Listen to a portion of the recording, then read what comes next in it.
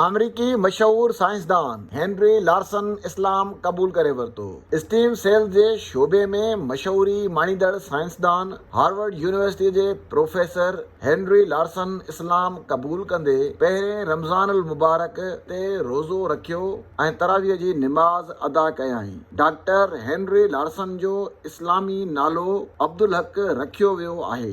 Professor Abdul Haq जल्द उमिरि जी निमाज़ बि अदा करण जी ख़्वाहिश ज़ाहिर कई आहे। स्टीम सेल जे शोबे में अहम कामयाबी माणींदड़ प्रोफेसर अब्दुल हक उर्फ डॉक्टर हेनरी लार्सन हिकु दवा इजाद कई हुई। प्रोफेसर अब्दुल हक तरफ़ां तयारु कयल दवा सां मोरूसी तौर ते अखियुनि खां नाबीन माण्हुनि जो इलाज कयो वेंदो। ताज़ो ई US food and drug administration तरफ़ां स्टीम सेल्स शोबे जे माहिर साइंसदान ऐं ताज़ो ई इस्लाम क़बूल कंदड़ डॉक्टर हेनरी लार्सन जे इजाद कयल दवा खे इस्तेमाल करण जी मंज़ूरी ॾिनी हुई।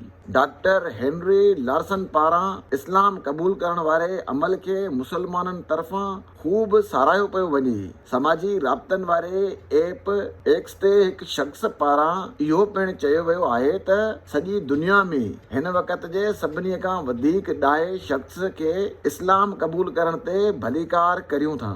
इन खां अॻु मशहूर अमरीकी सरगर्म लेखक ऐं अॻूणे पादरी शान किंग ऐलान कयो हो त हू ऐं संदसि ज़ाल रमज़ान जे पहिरें ॾींहं ते मुसलमान थी विया आहिनि। वाज़े रहे त गज़ा जी पट्टी में इसराइल पारां कयल इंसानी नस्लकशीअ जे पस मंज़र में सॼी मग़रबी दुनिया में मशहूर माण्हुनि ऐं मशहूर रांदीगरनि समेत हज़ारे माण्हू इस्लाम क़बूल करे रहिया आहिनि। जेकॾहिं अव्हां असांजे चैनल खे सब्सक्राइब न कयो आहे त हाणे ई असांजे चैनल खे सब्सक्राइब करियो ऐं हर वक़्तु रहो अपडेट।